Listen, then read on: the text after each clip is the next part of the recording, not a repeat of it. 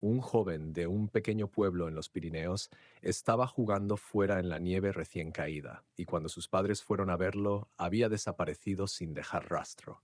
Pero 8 años después su padre mira debajo de la caseta del perro del vecino, y lo que ve le hiela la sangre. El pequeño pueblo de Valle Hondo, enclavado en las estribaciones de los Pirineos, era conocido por su comunidad unida y sus duros inviernos. Con una población de apenas 2.000 habitantes, era un lugar donde todos conocían los asuntos de los demás, compartían sus penas y celebraban sus alegrías juntos. El pueblo siempre se había enorgullecido de su seguridad y sus bajas tasas de criminalidad. Los niños jugaban libremente al aire libre, los vecinos dejaban sus puertas sin llave y la comunidad funcionaba como una gran familia. Eso fue hasta hace 8 años, cuando Julio Cortés desapareció sin dejar rastro. Una fría mañana de sábado, mientras los copos de nieve caían perezosamente por el aire, Alberto Cortés estaba sentado a la mesa del comedor, revisando documentos de la policía. Los papeles se habían convertido en una presencia familiar en su hogar. Informes, declaraciones de testigos y posibles pistas que en última instancia no llevaban a ninguna parte. Sus ojos se desviaban ocasionalmente hacia la ventana que daba a su jardín delantero, donde sus pensamientos inevitablemente volvían a aquel fatídico día. Su esposa Clara se movía por la casa. El sonido de su limpieza proporcionaba un fondo rítmico a sus pensamientos. El simple acto de las tareas domésticas parecía darle una sensación de normalidad, algo para ocupar sus manos y su mente. A pesar de los años que habían pasado, su hogar todavía se sentía suspendido en el tiempo, esperando el regreso de su hijo. ¿Sigues con eso?, preguntó Clara al pasar con una cesta de ropa. Alberto asintió, hojeando otra pila de papeles. El inspector Fernández dijo que recibieron un par de nuevas pistas el mes pasado. Nada sustancial, pero no necesitaba terminar la frase. Ambos vivían de estos fragmentos de esperanza, por pequeños que fueran. Julio tenía 5 años, un niño pelirrojo y vivaz con una risa que llenaba su hogar. Aquella mañana de invierno había rogado jugar fuera en la nieve recién caída. Alberto y Clara le habían dejado, como habían hecho innumerables veces antes. Su propiedad lindaba con una pequeña zona boscosa que era territorio familiar para los niños del lugar. Alberto había prometido ir a verlo en 20 minutos. Cuando salió, Julio ya no estaba. La búsqueda que siguió fue como ninguna otra que Valle Hondo hubiera visto jamás. Todo el pueblo se había movilizado. Partidas de búsqueda peinaron el bosque. Buzos revisaron el lago helado a medio kilómetro de distancia. La policía entrevistó a todos los residentes. Los días se convirtieron en semanas, las semanas en meses, y finalmente la búsqueda activa se canceló. Pero Alberto y Clara nunca dejaron de buscar. El timbre de la puerta sacó a Alberto de sus pensamientos. Se levantó de la mesa alisándose el jersey mientras se dirigía a la puerta principal. Cuando la abrió, encontró a Mateo Salazar, su vecino de enfrente, de pie en su porche. Mateo era un hombre alto de unos 40 años, con el pelo prematuramente canoso y una expresión perpetuamente seria. Había vivido en Valle Hondo durante más de 20 años, pero en la década desde que perdió a su esposa e hijo en un robo en casa, se había vuelto cada vez más recluso. «Buenos días, Alberto», dijo Mateo, cambiando el peso de un pie al otro. «Siento molestarte, pero la tormenta de nieve de anoche volvió a destruir parte de tu valla. Cayó sobre mi propiedad». Alberto inmediatamente comenzó a disculparse. «Lo siento mucho, Mateo. Esa valla vieja nos ha dado problemas durante años. Iré a quitarla de tu propiedad, pero primero necesitaré conseguir una soldadora. La mía está rota y no he tenido tiempo de comprar una nueva». Mateo hizo un gesto de desinterés. «No te preocupes, ya la arreglé. Solo vine a avisarte». Alberto se sorprendió y sintió una punzada de incomodidad. «No tenías por qué hacerlo. Gracias». «De nada», respondió Mateo con un ligero encogimiento de hombros. Tenía las herramientas y estaba trabajando en algo en la parte trasera de la casa de todos modos. «Sí, escuché algo de ruido esta mañana. Supuse que debías estar construyendo algo por ahí». Mateo no dio más detalles sobre lo que había estado construyendo, simplemente dijo: «Siento si la valla no se ve como nueva». «Es una valla vieja de todos modos», le aseguró Alberto. «Gracias de nuevo». Mateo asintió y se dio la vuelta para irse. Mientras Alberto cerraba la puerta, encontró a Clara entrando desde el jardín, con las mejillas sonrosadas por el frío. «¿Era Mateo?», preguntó ella, quitándose una bufanda del cuello. Alberto asintió. Nuestra valla se cayó de nuevo. Él mismo la arregló. Clara colgó su bufanda en un gancho junto a la puerta y sonrió débilmente. Ha pasado un tiempo desde que nos reunimos con Mateo. Deberíamos invitarlo a cenar como agradecimiento por arreglar la valla. Alberto dudó. No lo sé, Clara. Todavía tenemos que revisar algunos de estos informes de la policía sobre las nuevas pistas de Julio. Preferiría concentrarme en eso durante la cena, no cuando tengamos compañía. La expresión de Clara se suavizó con una mezcla de tristeza y suave reproche. Alberto, nos hemos vuelto tan aislados y solitarios durante estos 8 años. ¿Cuándo fue la última vez que invitamos a alguien? Hace años. Alberto no respondió de inmediato, sabiendo que ella tenía razón. Se habían retirado gradualmente de las conexiones sociales. Su búsqueda de Julio consumía cada aspecto de sus vidas. Mateo también, continuó Clara. Mira lo reservado que se ha vuelto después de que su esposa e hijo murieran en ese robo hace 10 años. ¿Te imaginas vivir solo durante años? Debe ser un hombre solitario. Ella hizo una pausa, colocando una mano sobre el hombro de Alberto. Quizás sea bueno sentarse a cenar juntos. Todos hemos pasado por experiencias similares de pérdida. Tal vez podríamos formar un nuevo vínculo. Alberto consideró sus palabras, su mirada volviendo a la pila de documentos sobre la mesa. Quizás ella tenía razón. Quizás ambos necesitaban este pequeño paso hacia la normalidad. Está bien, dijo finalmente, iré a invitarlo a cenar esta noche. La sonrisa de Clara valió la concesión. Había pasado demasiado tiempo desde que había visto una felicidad genuina en su rostro. Alberto se subió la cremallera de la chaqueta y salió al aire frío del invierno. La nieve crujía bajo sus botas mientras cruzaba la calle hacia la casa de Mateo. Era una casa modesta de 2 pisos, similar a la mayoría de su barrio, aunque algo menos cuidada. La pintura se estaba pelando en algunos lugares y la nieve no había sido atendida, acumulándose en los últimos años. Cuando llegó a la puerta principal de Mateo, Alberto llamó con firmeza y esperó. Después de un minuto sin respuesta, volvió a llamar, esta vez más fuerte. Todavía nada. Estaba a punto de darse la vuelta e irse cuando escuchó ruidos provenientes de la parte trasera de la casa. Un golpe sordo como si alguien estuviera martillando. Alberto dobló la esquina de la casa, sus botas hundiéndose en la nieve más profunda del patio trasero. Mateo, llamó. Soy Alberto, el de enfrente. Los sonidos lo llevaron a una pequeña estructura de madera en el extremo más alejado del jardín, una vieja caseta de perro que había estado allí desde que Alberto podía recordar.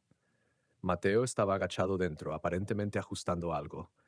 Al escuchar la voz de Alberto, Mateo se congeló momentáneamente antes de retroceder con cuidado de la pequeña estructura. Alberto, dijo Mateo, sonando ligeramente sin aliento. Lo siento, no te oí llamar. No hay problema, respondió Alberto, notando la rapidez con la que Mateo se había enderezado y posicionado frente a la caseta. Me sorprende que todavía tengas esa vieja caseta de perro. Hace años que no tienes perro, ¿verdad? ¿Quieres ayuda para derribarla? La respuesta de Mateo llegó con un ligero tartamudeo. Es un recuerdo de Rex. Era un buen perro. Me gusta tenerla por aquí. Alberto asintió, comprendiendo el sentimiento. La gente se aferraba a diferentes recuerdos de aquellos que habían perdido. Mateo hizo un gesto hacia una estructura más grande que estaba construyendo cerca. En realidad, he estado pensando en comprar un perro nuevo. He estado trabajando en eso durante algunas semanas y quería terminarlo esta mañana. Las cejas de Alberto se levantaron con sorpresa. ¿En serio? ¿Todavía estás trabajando con este tiempo? Eso es impresionante, Mateo. Yo mismo criaba perros cuando era más joven, más como un pasatiempo que un trabajo, en realidad. ¿Qué tipo de raza estás pensando? No he pensado mucho en eso, respondió Mateo, pareciendo más relajado ahora que la conversación había cambiado. Quizás un cachorro o un perro de tamaño mediano. Bueno, Clara y yo queríamos invitarte a cenar esta noche, dijo Alberto. Pero si no te importa, podría ayudarte a terminar esa nueva caseta esta mañana y luego podríamos ir a buscar un perro juntos. Conozco a un criador local por aquí. Mateo pareció considerarlo por un momento antes de asentir. Lo agradecería. Debería poder terminar esto en unas horas, y la cena suena bien. Gracias. Mientras hablaban, Alberto notó que Mateo ocasionalmente miraba hacia la vieja caseta de perro. Había algo extraño en el comportamiento de su vecino, pero Alberto no podía precisar qué era. Mateo siempre había sido una persona reservada, especialmente después de su tragedia. así que quizás era solo su incomodidad con la interacción social inesperada. Genial, entonces te dejo con eso, dijo Alberto, dando un paso hacia atrás. Solo ven cuando estés listo para ir al criador, y te veremos para cenar alrededor de las 6. Mateo asintió, ya volviéndose hacia la caseta de perro. Nos vemos entonces. Mientras Alberto regresaba a casa, no podía quitarse una extraña sensación. No había nada abiertamente sospechoso en su interacción. Mateo había sido perfectamente cordial, aunque un poco torpe. Sin embargo, algo se sentía extraño. Quizás era solo la vista inusual de su vecino recluso planeando repentinamente una nueva mascota después de años de soledad. O quizás era solo la rareza de alguien haciendo toda esa carpintería en la nieve. Al llegar a su propia puerta, Alberto apartó los pensamientos. La gente procesaba el dolor de manera diferente, y si Mateo finalmente estaba dando pasos para seguir adelante con su vida, eso solo podía ser algo bueno. Alberto entró a su casa, quitándose la nieve de las botas en la entrada. Clara estaba en el salón ordenando los cojines y revistas esparcidos que se habían acumulado durante la semana. Dijo que sí a la cena, anunció Alberto, colgando su chaqueta en el perchero junto a la puerta. El rostro de Clara se iluminó. Eso es maravilloso. ¿A qué hora debo esperarlo? Alrededor de las 6, creo. ¿Sabes lo que es interesante? Está construyendo una nueva caseta de perro y planea conseguir un perro. Me ofrecía llevarlo a un criador esta tarde. Clara hizo una pausa en su limpieza y levantó la vista con genuina sorpresa. ¿Un perro después de tantos años? Ella sonrió pensativamente. Ves, te dije que debes sentirse solo. Tener una mascota es un buen primer paso hacia la curación. Alberto regresó a la mesa del comedor donde había dejado los documentos de la policía. Supongo que sí, es simplemente inesperado. Ha conservado esa vieja caseta de perro todos estos años como una especie de memorial. Clara reanudó su limpieza, dirigiéndose a la cocina. Bueno, la gente encuentra diferentes maneras de seguir adelante.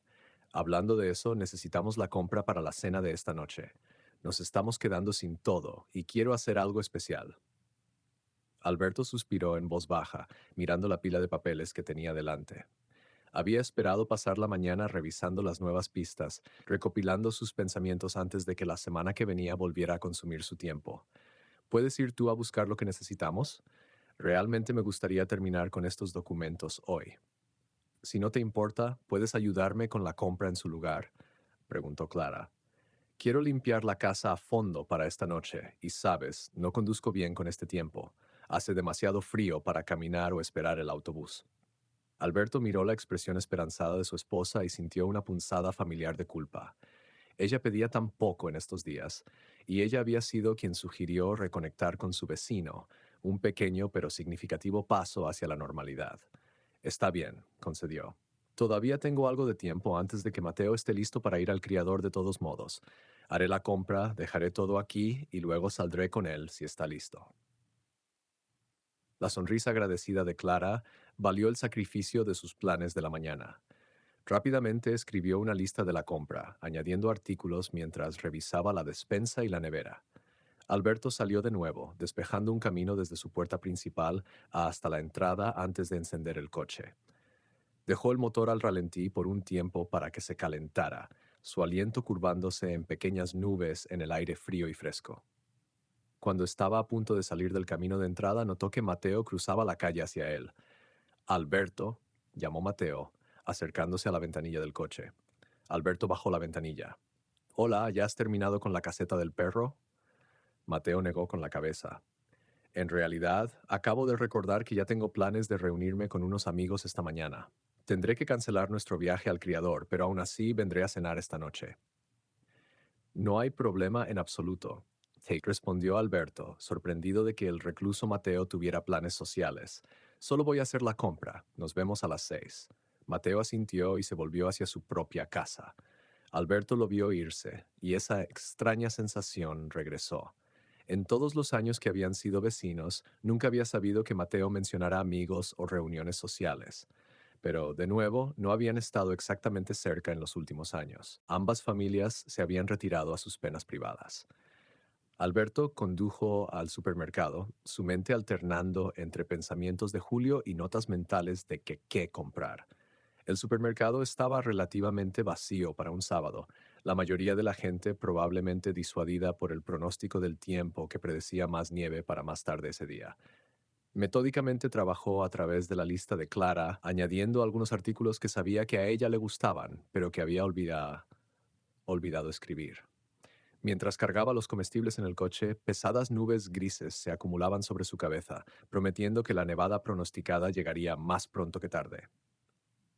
Cuando Alberto salía del aparcamiento del supermercado, un coche familiar pasó por la carretera principal. Se sobresaltó, reconociendo el sedán azul de Mateo. Las ventanillas del coche estaban lo suficientemente claras como para que Alberto pudiera ver fácilmente que Mateo estaba solo, conduciendo en dirección opuesta a donde se encontraba su barrio. La ruta de Alberto a casa seguía la misma carretera durante un tiempo, y se encontró siguiendo a Mateo a distancia sin querer. Unos minutos después, el coche de Mateo entró en el aparcamiento de Coto del Norte, un criador de perros local que Alberto había mencionado anteriormente. Alberto pasó lentamente, la confusión instalándose. Mateo había cancelado su viaje juntos, alegando que tenía planes con amigos. Sin embargo, aquí estaba en el mismo criador, solo. Por un momento, Alberto consideró entrar también, pero, ¿qué diría? No tenía derecho a cuestionar la pequeña mentira de Mateo. Quizás el hombre simplemente prefería elegir un perro por su cuenta, sin la presión de las opiniones de otra persona. O tal vez estaba reuniendo con sus amigos allí. Aún así, mientras Alberto continuaba a casa, la inconsistencia le molestaba. Parecía algo extraño de mentir, especialmente cuando Alberto le había ofrecido su ayuda y experiencia. Pero Mateo siempre había sido extraño y reservado, más aún desde su tragedia. Para cuando Alberto llegó a casa, una ligera nevada había comenzado a caer de nuevo. Descargó rápidamente los comestibles y encontró a Clara en la cocina, ya preparando la cena. «Has vuelto antes de lo que esperaba», dijo ella, tomándole una bolsa de las manos. Alberto asintió. No había mucho tráfico, y en realidad vi a Mateo en el criadero de camino de vuelta. ¿El criadero? Pensé que había cancelado contigo. Lo hizo, respondió Alberto, dejando las bolsas restantes en la encimera. Dijo que tenía planes con amigos, pero acabo de verlo entrando solo en Coto del Norte. Clara hizo una pausa al desempacar los comestibles. Bueno, eso es extraño, pero no es asunto nuestro, ¿verdad? Quizás solo quería echar un vistazo por su cuenta primero. Quizás, asintió Alberto, aunque algo le seguía pareciendo extraño. Mientras guardaban los comestibles, Alberto miró por la ventana de la cocina y notó que el coche de Mateo entraba en su camino de entrada al otro lado de la calle. Mateo salió y abrió su maletero, revelando una jaula metálica para perros con lo que parecía ser un pastor alemán dentro. Desde esa distancia, y con la espalda de Mateo hacia él, Alberto no podía ver al perro con claridad, pero podía distinguir el color distintivo. «Ya está de vuelta», comentó Alberto, «con un pastor alemán, parece». Clara se unió a él en la ventana. «Eso fue rápido. Debe haber conectado mucho con el perro». «El amor a primera vista sucede, supongo», dijo Alberto, haciéndose eco del sentimiento anterior de Clara. «Pero sigue siendo extraño. Yo solía ser criador. Sé que estas transacciones suelen llevar algún tiempo con el papeleo y todo. Estuvo dentro y fuera increíblemente rápido». Observaron cómo Mateo luchaba por mover la jaula por su patio nevado. El perro dificultaba la tarea con sus movimientos. En Wincom está teniendo problemas, observó Alberto. Debería ir a ayudarle. Antes de que Clara pudiera responder, Alberto ya se dirigía a la puerta. Cruzó la calle rápidamente, llamando a Mateo mientras se acercaba. «¿Necesitas una mano con eso?» La cabeza de Mateo se levantó de golpe, su expresión momentáneamente sobresaltada. «No, estoy bien», dijo rápidamente, su tono más brusco de lo que la situación merecía. «Nos vemos esta noche», añadió, claramente despidiendo a Alberto. Sorprendido por la brusca respuesta, Alberto dudó. «Está bien, si estás seguro». Mateo simplemente asintió, volviendo su atención a la jaula y luchando por empujarla por el patio nevado. Alberto regresó a su casa. Una creciente inquietud se instalaba en su estómago. Algo en el comportamiento de Mateo parecía extraño. Pero, ¿qué razón tenía para sospechar de su vecino? El hombre no había sido más que callado, aunque distante, durante todos estos años. Cuando volvió a entrar en su casa, Clara le lanzó una mirada interrogante. No quiso ayuda, explicó Alberto encogiéndose de hombros. Dijo que estaba bien solo. Clara sintió, volviendo a sus preparativos para la cena. A algunas personas simplemente no les gusta aceptar ayuda. Les hace sentir vulnerables. Supongo, asintió Alberto a regañadientes, aunque no podía quitarse la sensación de que había algo más en el extraño comportamiento de Mateo que simple orgullo. Las horas pasaron lentamente mientras la nieve seguía cayendo afuera y cubriendo Valle Hondo con una nueva capa de blanco. Alberto había regresado a su pila de documentos policiales, finalmente capaz de concentrarse en revisarlos. No había muchos nuevos desarrollos, solo la misma frustrante falta de pistas concretas que había caracterizado la búsqueda de Julio desde el principio. Un informe mencionaba un posible avistamiento en un pueblo a 200 kilómetros al sur, pero la descripción era vaga y la investigación de seguimiento no había arrojado nada. Otro hacía referencia a un niño que coincidía con la descripción de Julio, que había sido matriculado en una escuela en la región de Asturias con un nombre diferente. Pero cuando las autoridades lo comprobaron, resultó ser un caso de identidad equivocada. Alberto se frotó las sienes, luchando contra el dolor de cabeza que siempre parecía apañar estas sesiones de revisión. 8 años de falsas esperanzas y callejones sin salida habían pasado factura, pero no podía rendirse. En algún lugar, Julio podría estar esperándolos para que lo encontraran. Al acercarse la noche, la cocina de Clara llenó la casa con aromas cálidos y acogedores. Había preparado un estofado con verduras, panecillos recién horneados y una tarta de manzana de postre.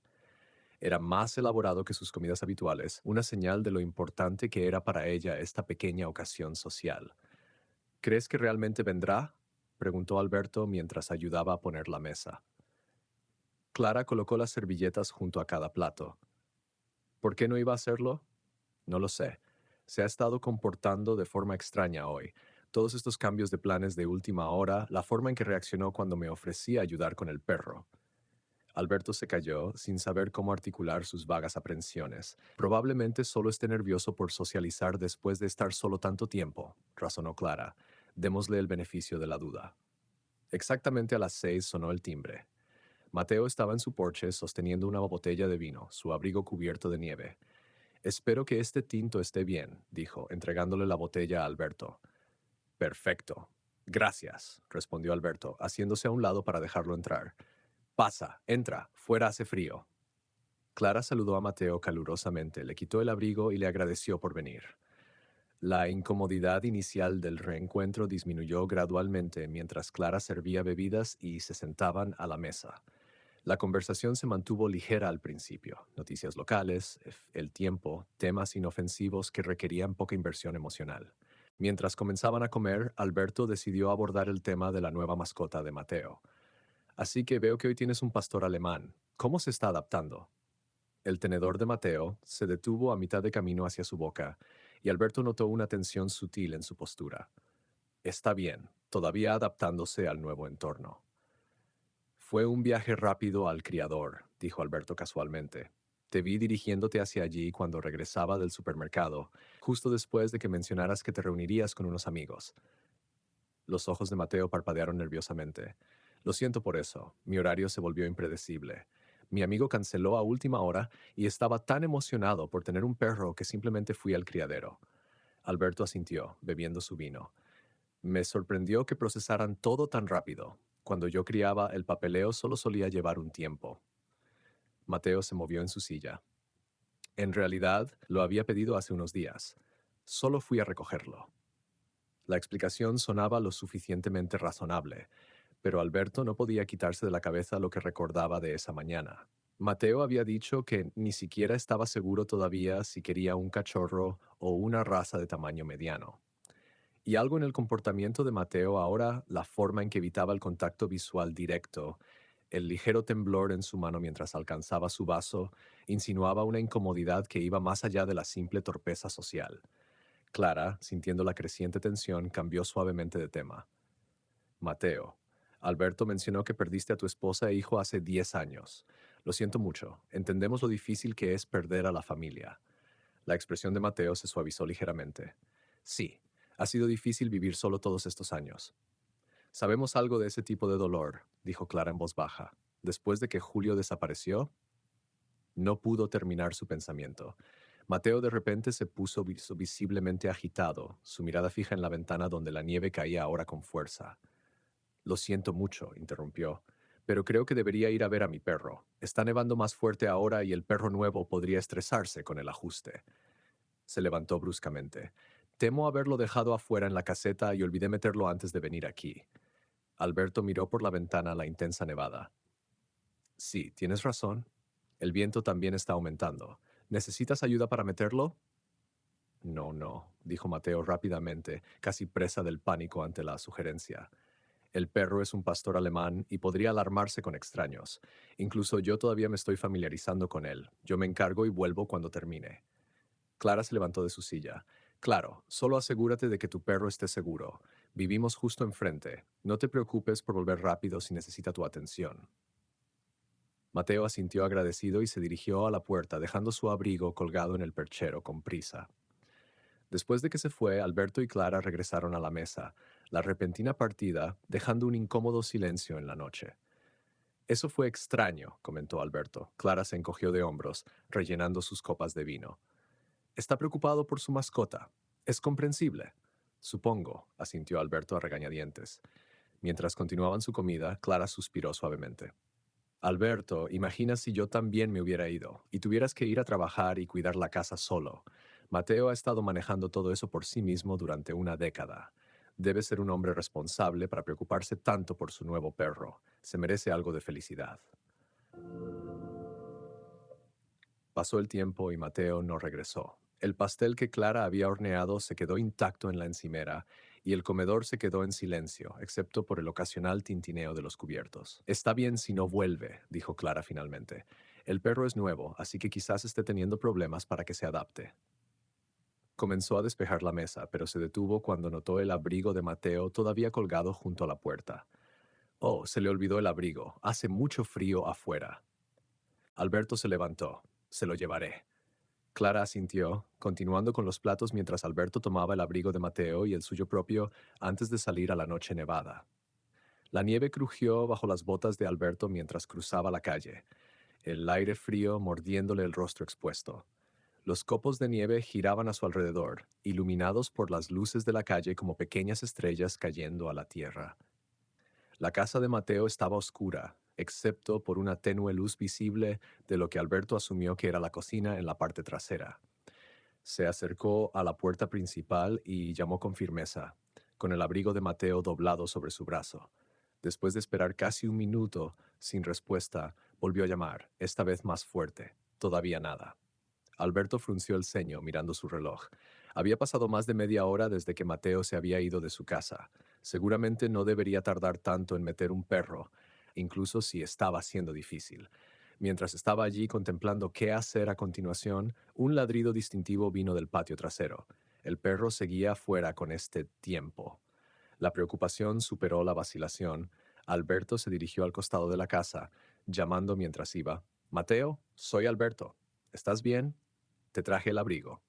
El patio trasero estaba parcialmente iluminado por la luz que se derramaba desde la ventana de la cocina. Alberto pudo distinguir al pastor alemán no dentro de la casa, como Mateo había indicado que era su plan, sino todavía afuera.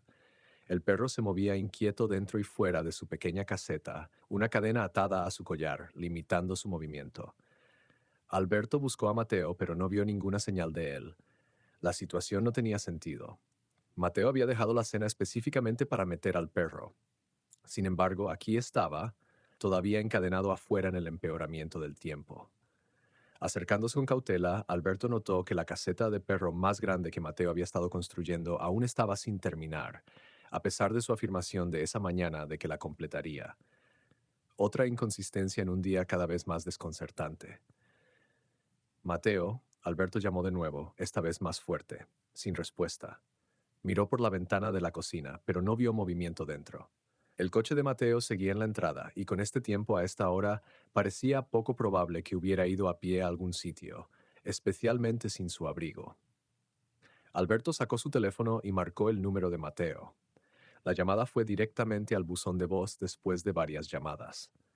Una creciente sensación de inquietud se instaló en su estómago. Mientras guardaba su teléfono, el pastor alemán de repente comenzó a ladrar con más intensidad. Al principio, Alberto pensó que el perro estaba reaccionando a su presencia, pero al observar con más cuidado, se dio cuenta de que el animal estaba dirigiendo su atención hacia la pequeña caseta de perro, alternando entre ladridos y quejidos. Manteniendo una distancia segura, Alberto se movió para obtener un mejor ángulo de la caseta del perro. Desde su nueva posición pudo ver algo que no había notado antes: un panel de madera en el suelo de la estructura que parecía poder moverse, con lo que parecía un candado abierto encima. También había un brillo metálico que podría ser una especie de tirador incrustado en el panel. Basándose en su experiencia con animales de sus días de criador, Alberto se acercó al pastor alemán con cautela, hablándole en tonos bajos y tranquilizadores. El perro, que parecía más angustiado que agresivo, permitió que Alberto se acercara lo suficiente como para soltarle la cadena del collar y volver a sujetarla a un poste a varios metros de la caseta. Con el perro asegurado a una distancia segura, Alberto se arrodilló y miró dentro de la pequeña estructura. Lo que inicialmente había tomado por un simple suelo de caseta era en realidad una sofisticada trampilla. El tirador y el pestillo metálicos recordaban a los antiguos búnkeres de guerra que había visto en documentales históricos. Una sensación fría que no tenía nada que ver con el aire invernal lo invadió. ¿Por qué Mateo tendría un búnker escondido debajo de una caseta de perro? ¿Y por qué había estado tan reservado y evasivo todo el día? Alberto se puso de pie y retrocedió, con la mente acelerada. Necesitaba hablar con Clara. Con el teléfono en la mano, llamó a casa. Clara, dijo cuando ella respondió, su voz tensa. Encontré algo extraño en el jardín de Mateo. Hay una especie de búnker o sótano debajo de la caseta del perro. ¿Un búnker? La sorpresa de Clara era evidente. ¿Qué quieres decir? Hay una trampilla en el suelo de la caseta con un tirador y un pestillo como los que verías en los antiguos búnkeres de guerra. El perro todavía está afuera, encadenado, y no encuentro a Mateo por ninguna parte. No contesta su teléfono y su coche sigue aquí. Hubo una pausa antes de que Clara respondiera. Eso suena preocupante. ¿Crees, crees que podría estar ahí abajo? ¿Quizás se cayó o se quedó atrapado de alguna manera? No lo sé, admitió Alberto. El candado de la puerta está abierto, lo que significa que alguien podría estar ahí abajo. Pero ¿por qué construiría una caseta de perros sobre la entrada de un búnker? No tiene sentido. Podría ser peligroso, advirtió Clara. Quizás deberíamos llamar a la Guardia Civil por seguridad. Tu batería estaba baja antes. Yo haré la llamada. Alberto asintió, aunque ella no podía verlo. Está bien, pero diles que es solo una comprobación de bienestar. Me preocupa que Mateo esté en problemas ahí abajo. No puedo localizarlo y su casa está cerrada, pero su coche está aquí. Prométeme que no bajarás, insistió Clara. Vuelve a casa y esperaremos a la Guardia Civil juntos. Lo prometo, asintió Alberto. Volveré enseguida. Terminó la llamada y lanzó una última mirada a la trampilla. La parte racional de él sabía que debía seguir el consejo de Clara y esperar a las autoridades. Pero otra parte de él, la parte que había estado buscando respuestas durante 8 largos años, se sintió atraída por el misterio debajo de la caseta del perro. Antes de que pudiera tomar una decisión, un ruido provino del búnker. Un sonido metálico como alguien subiendo una escalera. Alberto se quedó inmóvil, con la mirada fija en la trampilla, que permanecía cerrada. Los sonidos se hicieron más fuertes y claros, inconfundibles pasos sobre peldaños metálicos. Luego, con un ruido de raspado, el panel de madera se movió y el candado cayó a un lado mientras la tapa se abría. Mateo salió de la abertura, arrastrándose torpemente fuera del estrecho espacio. Cuando se enderezó y vio a Alberto de pie allí, su rostro mostró pura sorpresa, seguida rápidamente por algo más oscuro. ¿Miedo? ¿Ira? Era difícil de decir con la poca luz. Alberto, dijo Mateo, su voz cuidadosamente controlada, pero con un trasfondo de tensión. ¿Qué haces aquí? Alberto levantó el abrigo. Lo dejaste en nuestra casa. Como no volvías, pensé en traértelo. Hizo una pausa, luego añadió. Me preocupé cuando no contestaste a la puerta y luego escuché al perro ladrar. Todavía está afuera con el frío. Mateo tomó el abrigo de la mano extendida de Alberto con movimientos lentos y deliberados. Gracias. Sí, lo del perro. Todavía no se está adaptando del todo a mí. Ya no estoy tan seguro de meterlo. Espero que lo entiendas. Alberto no pudo evitarlo. Miró intencionadamente la trampilla abierta. ¿Qué hay abajo, Mateo? La postura de Mateo se tensó, su expresión cautelosa. Nada que te concierna. Te estaba buscando, insistió Alberto. Empecé a preocuparme cuando no contestaste el teléfono ni abriste la puerta. Tu coche está aquí, pero tú no estabas. Mateo no respondió directamente a esto. En cambio, miró al pastor alemán. Moviste a mi perro. Estaba inquieto y no paraba de ladrar a la puerta del búnker, explicó Alberto. Lo moví para calmarlo. La mandíbula de Mateo se tensó visiblemente. Alberto decidió ser directo. ¿Por qué me has estado mintiendo todo el día, Mateo? Dijiste que meterías a tu perro, pero todavía está aquí afuera. Dijiste que terminarías esa caseta de perro más grande esta mañana, pero apenas la has empezado. Dijiste que ibas a reunirte con amigos cuando fuiste solo al criadero. Alberto hizo una pausa, estudiando la expresión cada vez más agitada de Mateo. ¿Qué está pasando realmente? Por un momento hubo silencio, roto solo por el sonido del viento y el ocasional gemido del pastor alemán. Luego, sin previo aviso, Mateo se abalanzó hacia adelante. Alberto apenas tuvo tiempo de reaccionar antes de que Mateo lo embistiera, agarrando de la chaqueta y empujándolo hacia atrás con una fuerza inesperada. Forcejearon en la nieve. El rostro de Mateo se contorsionó con una mezcla de rabia y miedo. Deberías haberte metido en tus asuntos, gruñó Mateo, asestándole un puñetazo sólido en el abdomen a Alberto. El golpe le quitó el aliento a Alberto, pero años de trabajo físico lo habían mantenido fuerte a pesar de su dolor. Logró bloquear el golpe de Mateo al cuello y empujar al hombre. ¿Qué escondes, Mateo?, exigió Alberto, dando vueltas con cautela ahora, manteniendo la distancia. Mateo no respondió. En cambio, cargó de nuevo, esta vez clavándole la rodilla en el estómago a Alberto al chocar. Alberto se dobló, jadeando, y Mateo aprovechó la oportunidad para empujarlo hacia la trampilla abierta. «Métete ahí», ordenó Mateo, su voz inquietantemente tranquila ahora a pesar de la violencia de sus acciones. «Arrástrate y baja». Alberto se enderezó, haciendo una mueca por el dolor en el abdomen. «No puedes obligarme a bajar allí». Una sonrisa escalofriante se extendió por el rostro de Mateo mientras se llevaba la mano a la espalda y sacaba una pistola. «O bajas tú solo o arrojo tu cuerpo muerto. Tú eliges». La visión del arma le produjo una punzada de miedo a Alberto, pero mantuvo la compostura. «La Guardia Civil está en camino, Mateo. Clara los llamó cuando no pude encontrarte. Si disparas esa arma, todos los vecinos lo oirán». La frustración apareció en el rostro de Mateo, pero mantuvo la pistola apuntando a Alberto. En lugar de disparar, dio un paso adelante y golpeó a Alberto en la cara con el arma, haciéndolo retroceder. La sangre goteaba de un corte encima del ojo de Alberto, mientras Mateo continuaba empujándolo hacia la caseta del perro, tratando de obligarlo a arrastrarse por la estrecha abertura. A pesar del dolor y la desorientación del golpe, Alberto se defendió, agarrando la muñeca de Mateo y torciéndola hasta que la pistola se le cayó de la mano. Con un movimiento desesperado, Alberto pateó el arma, haciéndola deslizarse por el suelo de madera de la caseta del perro y caer en la oscuridad del búnker de abajo. Enfurecido, Mateo cargó de nuevo, pero esta vez Alberto estaba preparado. Esquivó y usó el impulso de Mateo contra él, haciéndolo chocar contra el costado de la caseta del perro. En la distancia, el ulular de las sirenas de la Guardia Civil atravesó el aire nocturno. La cabeza de Mateo se levantó de golpe al oír el sonido, el pánico reemplazando la rabia en su expresión. Momentos después, dos coches de la Guardia Civil se detuvieron frente a la casa, sus luces bañando el patio nevado en un alterno rojo y azul. Los agentes salieron rápidamente, con las manos en las fundas de sus armas mientras se acercaban al lugar de la pelea. «Guardia Civil, manos donde podamos verlas», gritó un agente. Ambos hombres levantaron las manos, aunque Mateo lo hizo a regañadientes, su rostro una máscara de frustración y derrota. Los agentes los separaron, uno revisando la cara ensangrentada de Alberto, mientras el otro inmovilizaba a Mateo. «¿Qué está pasando aquí?», exigió el primer agente.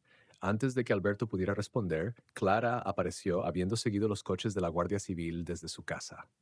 «Alberto, ¿estás bien?», llamó apresurándose hacia él. «Estoy bien», le aseguró él, aunque el corte encima del ojo seguía sangrando libremente. Alberto explicó rápidamente a los agentes lo que había sucedido, cómo Mateo había actuado de forma extraña todo el día, cómo descubrió el búnker debajo de la caseta del perro y cómo Mateo lo había atacado al ser confrontado. «Me apuntó con una pistola», añadió Alberto. «Logré desarmarlo, pero el arma cayó al búnker». Los agentes miraron a Mateo, quien permaneció en silencio, su expresión ilegible. ¿Es cierto eso, señor?, le preguntó un agente. ¿Agredió a este hombre y lo amenazó con un arma de fuego? Mateo no respondió. Tendremos que llevarlo, continuó el agente recitando los derechos de Mateo mientras su compañero le ponía las esposas. Tiene derecho a guardar silencio. Cualquier cosa que diga puede y será usada en su contra en un tribunal de justicia. Mientras el agente continuaba con la advertencia, llegó otro coche de la Guardia Civil, seguido de una ambulancia. Los paramédicos se apresuraron a revisar las heridas de Alberto mientras agentes adicionales aseguraban la escena. Uno de los agentes se acercó a la trampilla abierta, apuntando con una linterna a la oscuridad de abajo. Parece haber una especie de habitación subterránea aquí, informó, mirando hacia abajo. Puedo ver escaleras metálicas que bajan. Antes de que alguien pudiera responder, un ruido emanó desde el interior del búnker. El sonido inconfundible de alguien subiendo las escaleras metálicas. Todos se quedaron inmóviles. Los agentes sacaron inmediatamente sus armas y las apuntaron a la abertura. La paramédica tiró de Alberto hacia atrás y Clara jadeó, agarrando el brazo de su marido. Los sonidos de la subida se hicieron más fuertes, más distintos con cada segundo que pasaba. Luego, lentamente, una figura comenzó a emerger de la oscuridad. Era un niño de aproximadamente 13 años, con una maraña de cabello rojizo que no había sido cortado en mucho tiempo. Estaba delgado, pálido y obviamente asustado, sus ojos bien abiertos parpadeando ante el repentino brillo de las linternas de los agentes. En sus manos temblorosas sostenía la pistola de Mateo. Los agentes se tensaron pidiendo al niño que soltara el arma, pero él parecía confundido y aterrorizado, apuntando la pistola salvajemente a la multitud de extraños que lo rodeaban. «Papá», llamó el niño, su voz quebrándose de miedo mientras su mirada encontraba a Mateo. «No dejaré que el enemigo te atrape. Te protegeré, papá, y a nuestra casa». Sus manos temblaron violentamente mientras agarraba el arma. «Quiero ser un soldado como tú». Los agentes intercambiaron miradas desconcertadas, manteniendo sus posiciones, pero claramente inciertos sobre cómo proceder con un niño claramente asustado que sostenía un arma mortal. «Hijo, baja el arma», dijo un agente suavemente. «No es seguro que alguien de tu edad maneje eso». El dedo del niño se movió cerca del gatillo. «Sé cómo usar esto», insistió, su voz temblorosa. «Papá me enseñó. El país está en guerra. Ustedes son el enemigo. ¿Quieren llevarse a papá y nuestra casa?» Alberto miró fijamente al niño. Una extraña insensibilidad se extendía por su cuerpo que no tenía nada que ver con sus heridas. Había algo inquietantemente familiar en los rasgos del niño, la forma de su cara, el color de su cabello, el mentón. Julio. El nombre escapó de los labios de Alberto en un susurro sin aliento. Los ojos del niño parpadearon hacia él, la confusión evidente en su expresión. Alberto dio un paso adelante lentamente, ignorando el intento de los paramédicos de detenerlo. «Julio, ¿qué quieres decir? No estamos en una guerra y Mateo no es tu padre». Tragó saliva, apenas atreviéndose a esperar. «Tu madre y yo somos tus padres». La confusión del niño se hizo más profunda, sus manos temblaban con más violencia ahora. «Estás mintiendo», dijo, aunque había incertidumbre en su voz. «Solo quieres matarnos. Nos odias». Su voz se quebró. «Mi mamá murió en una guerra. Papá dijo que fue abatida por los militares». Clara dio un paso adelante ahora, las lágrimas corriendo por su rostro. Con manos temblorosas sacó su teléfono y le mostró al niño la pantalla, su fondo de pantalla sin cambios durante 8 años, mostrando a un Julio de 5 años sonriendo ampliamente a la cámara. «Fuiste secuestrado», dijo, su voz ahogada por la emoción. «Te hemos estado buscando todos estos años. Te echamos mucho de menos, Julio». El niño miró fijamente el teléfono, su determinación visiblemente flaqueando. Miró a Mateo, suplicando en silencio una guía o una explicación, pero Mateo se negó a mirarlo, mirando resueltamente al suelo. Aprovechando la distracción del niño, uno de los agentes se acercó suavemente y con cuidado tomó la pistola de sus manos sin resistencia, asegurándola y desarmándola rápidamente. Julio no se resistió. Continuó mirando la foto en el teléfono de Clara, la confusión y los primeros destellos de reconocimiento invadiendo su rostro. «¿Realmente no estamos en guerra?», preguntó, su voz pequeña e incierta. «No, cariño», le aseguró Clara, luchando por mantener la voz firme. «No hay guerra. Nunca la hubo. Mateo, él fingió todos estos años ser tu padre cuando tu verdadero padre y tu madre te buscaban por todas partes». Clara se acercó, extendiendo cautelosamente la mano para tocar la mano de Julio. El niño se encogió inicialmente, pero no se apartó, permitiendo el contacto. Era como si un recuerdo profundamente enterrado se estuviera agitando dentro de él, respondiendo al tacto de su madre. Los paramédicos se acercaron, envolviendo a Julio en una manta de choque y guiándolo hacia la ambulancia. Clara lo siguió de cerca, no dispuesta a perder de vista a su hijo de nuevo. Alberto los vio irse, su corazón latiendo con una mezcla de asombro, alegría e incredulidad. Uno de los agentes se le acercó. Señor, necesitamos hacerle algunas preguntas a usted y a su esposa, pero primero vamos a tratar sus heridas. Alberto asintió aturdido, con la mirada fija en la ambulancia donde su hijo perdido hacía mucho tiempo estaba siendo examinado. Después de 8 años de búsqueda, de esperar contra toda esperanza, Julio había estado al otro lado de la calle todo el tiempo. Las horas siguientes pasaron borrosas para Alberto. Los paramédicos limpiaron y vendaron el corte encima de su ojo y examinaron sus costillas magulladas, concluyendo que no había nada roto. Físicamente se recuperaría rápidamente. Emocionante, todavía estaba procesando el milagroso giro de los acontecimientos. En la parte trasera de la ambulancia, Julio estaba sentado envuelto en mantas, respondiendo preguntas básicas tanto del personal médico como de los agentes de la Guardia Civil. La confusión del niño era evidente. Todo su mundo se había hecho añicos en cuestión de minutos. Cuando Alberto se acercó, Julio lo miró con una mezcla de cansancio y curiosidad. Clara se sentó junto a su hijo sin tocarlo, pero lo suficientemente cerca como para ofrecer consuelo si él lo quería. ¿Cómo te sientes?, preguntó Alberto suavemente, con cuidado de no abrumarlo. Julio se encogió de hombros, sus ojos moviéndose entre Alberto y los agentes cercanos. No lo sé, admitió. Todo es diferente de lo que papá, quiero decir Mateo, me dijo. Una de las agentes, una mujer de rostro amable que se había presentado como la inspectora Martínez, se sentó frente a Julio con un bloc de notas.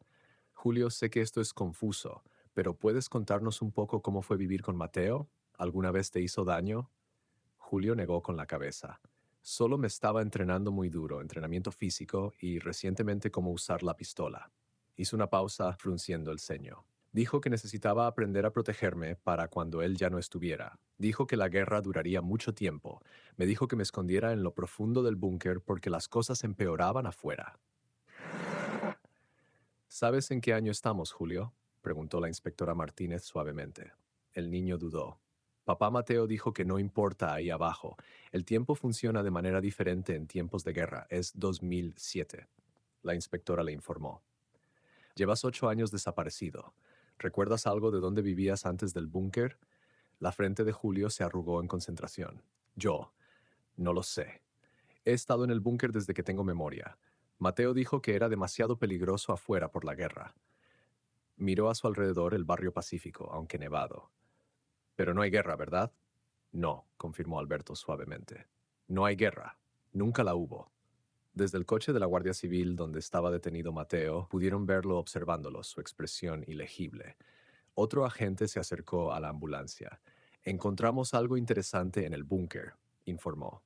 Está completamente abastecido con provisiones, comida, agua, equipo médico. Hay un generador, sistema de filtración de aire, incluso materiales educativos. Y encontramos varias armas de fuego silenciadas, tal como mencionó el chico. La inspectora Martínez asintió. Parece que estaba preparado para una larga estancia allí abajo. Se volvió hacia Julio. ¿Mateo alguna vez te dejó salir del búnker? Julio negó con la cabeza. Nunca. Dijo que era demasiado peligroso. Él salía a veces por provisiones y decía que estaba ayudando a otras personas que se escondían de la guerra. Me dijo que cuando fuera mayor podría ayudarlo. La mente de Alberto se tambaleó ante las implicaciones. Mateo había mantenido a Julio prisionero durante 8 años, construyendo una elaborada mentira sobre una guerra ficticia para mantenerlo sumiso y con miedo a salir. El perro, dijo Alberto de repente, recordando lo que había iniciado esta cadena de eventos, compró el pastor alemán para que vigilara la entrada del búnker, ¿verdad? Y estaba construyendo la caseta de perro más grande para ocultar mejor la trampilla. La inspectora Martínez asintió. Esa es también nuestra teoría. Parece que estaba teniendo problemas para mantener a Julio confinado a medida que crecía y se volvía más curioso. El perro estaba destinado a ser otra capa de seguridad. Mientras hablaban, un equipo forense llegó y comenzó a procesar tanto el búnker como la casa de Mateo. Los agentes acordonaron la propiedad con cinta amarilla de escena del crimen, y vecinos curiosos habían comenzado a reunirse a pesar de la hora tardía y el clima frío. Finalmente, los paramédicos decidieron que Julio debía ser llevado al hospital para un examen médico completo. Años de vivir bajo tierra con luz solar y ejercicio limitados habrían tenido efectos en su desarrollo que debían evaluarse. ¿Podemos ir con él?, preguntó Clara, su voz quebrándose ligeramente. Por favor, acabamos de encontrarlo. Los paramédicos estuvieron de acuerdo y pronto se dirigieron al hospital comarcal de Valle Hondo. Alberto y Clara viajaban junto a su hijo. Mantuvieron una distancia respetuosa, entendiendo que para Julio todavía eran esencialmente extraños a pesar de la conexión biológica. En el hospital, los médicos realizaron un examen exhaustivo mientras Alberto y Clara esperaban ansiosamente. La inspectora Martínez se unió a ellos, su expresión grave. Mateo no dice mucho, pero por lo que hemos reconstruido y lo que Julio nos ha dicho, parece que secuestró a su hijo el día que desapareció. Tenía ese viejo búnker de guerra en su propiedad y construyó la caseta del perro justo encima, aunque no estamos seguros de por qué, posiblemente como respuesta a su propia tragedia familiar. Alberto asintió. Su esposa e hijo murieron en un asalto a casa hace 10 años. Nunca fue el mismo después de eso. Eso probablemente desencadenó cualquier crisis mental que llevó a esto, asintió la inspectora. Clara se secó las lágrimas. 8 años de mentiras. Nuestro pobre hijo ni siquiera sabe cómo es el mundo realmente.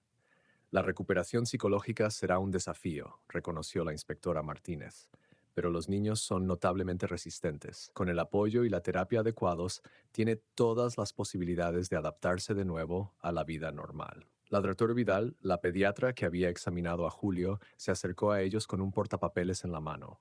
Físicamente, está desnutrido y muestra signos de deficiencia de vitamina D, lo cual es de esperar dadas las circunstancias.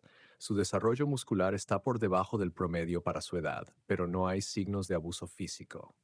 Parece haber sido alimentado regularmente y mantenido en condiciones relativamente sanitarias. Clara se cubrió la boca, conteniendo un sollozo de alivio. Alberto la rodeó con el brazo, acercándola a él. ¿Podemos verlo?, preguntó. La doctora Vidal asintió. Sí, pero por favor entiendan que todavía está procesando todo.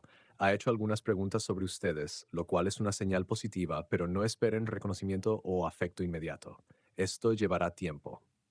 Encontraron a Julio sentado en una cama de hospital, luciendo pequeño y perdido entre las sábanas blancas. Cuando entraron, él levantó la vista, su expresión cautelosa, pero ya no temerosa. Hola, dijo Clara suavemente, deteniéndose a una distancia respetuosa de la cama. Hola, respondió Julio, estudiando su rostro. ¿Tú eres de verdad mi mamá? Clara sintió, incapaz de hablar por las lágrimas. ¿Y tú eres mi verdadero papá?, preguntó Julio, volviéndose hacia Alberto. Sí, confirmó Alberto, su voz ahogada por la emoción. Te hemos estado buscando desde que desapareciste. Nunca perdimos la esperanza. Julio pareció considerar esto. Mateo, él me dijo que mi mamá murió y que todos afuera eran enemigos. Frunció el ceño. ¿Por qué mentiría así? Alberto intercambió una mirada con Clara, sin saber cuánto explicar. Mateo perdió a su propia familia hace mucho tiempo, dijo con cuidado. Creo que estaba muy triste y confundido. Te hizo algo muy malo al llevarte y mentirte. ¿Voy a vivir con ustedes ahora?, preguntó Julio, con un asomo de ansiedad en su voz. Sí, si eso está bien para ti, le aseguró Clara. Todavía tenemos tu habitación tal como estaba, pero nada tiene que pasar demasiado rápido. Podemos ir día a día. Julio asintió lentamente. Yo no los recuerdo, admitió, su voz pequeña. Pero cuando vi tu foto, se calló, incierto. Está bien, le aseguró Alberto. Tenemos mucho tiempo para volver a conocernos. En los días siguientes, la historia del descubrimiento de Julio y el engaño de Mateo se extendió por todo Valle Hondo. Los reporteros locales clamaban por entrevistas con la familia que se había reunido milagrosamente después de 8 años. Alberto y Clara rechazaron todas las solicitudes de entrevista, centrándose en cambio en ayudar a Julio a adaptarse a su nueva realidad. Llevaron álbumes familiares al hospital, mostrándole fotos de su primera infancia y contándole historias sobre su vida antes del secuestro. Mateo fue acusado de secuestro, detención ilegal, agresión y múltiples violaciones de armas.